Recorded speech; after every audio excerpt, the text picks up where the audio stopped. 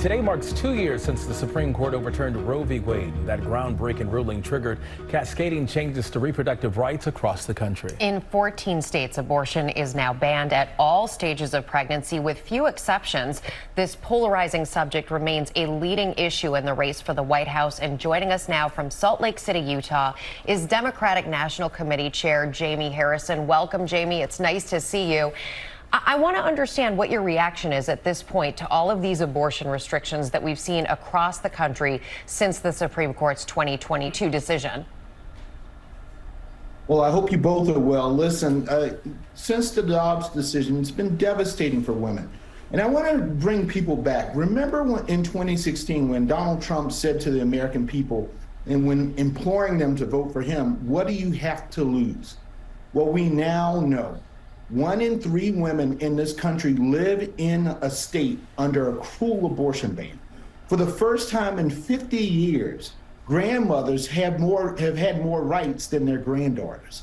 This has been absolutely devastating. And what has been lost is reproductive freedom, women not being able to control their own bodies. When you lose one freedom, it's much easier to lose others. And we see these MAGA Republicans led by Trump now talking about IVF and contraception. Folks, we have to understand that this is why these elections are important. You can't sit anyone out because you allow these extremists like Donald Trump to take over and to erode the freedoms that so many of us fought so long in order to gain. Jamie, we've heard the story of women having to cross state lines to get the medical care that they need because of these abortion bans here. So what's your message to women voters? Well, our message is very clear. Yeah, don't just listen to their words, look at their actions. Look at what Donald Trump has done. And if you give him 4 more years, it's going to be even worse, because the next president of the United States will get an opportunity to appoint at least 2 to 3 more justices onto the Supreme Court. And so if you've seen the types of justices that Trump has put on there, think about the types that he would put on there again. And not only will it be the erosion of reproductive rights, and we see that they're moving past just the abortion ban. They want a national abortion ban, but now they're looking at IVF. Now they're looking at contraception, continuously eroding the freedoms and the rights of the American people. And we have to stop it right now. We have to stand up and say clearly, enough is enough.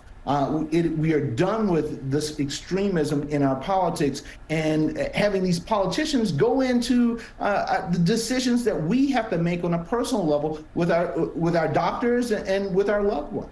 Latest 538 poll shows President Biden and former President Donald Trump are incredibly close in the polls. They've got a debate coming up this week. How is President Biden preparing? Well, the president is making sure, the president beat Donald Trump twice on the debate stage in 2020, and he's looking forward to doing that again.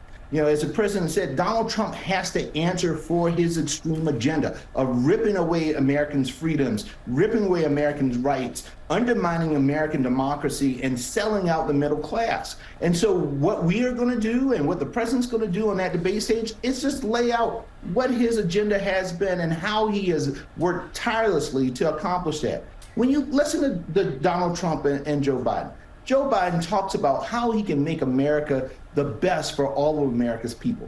And you listen to a speech of Donald Trump, and it's all about I.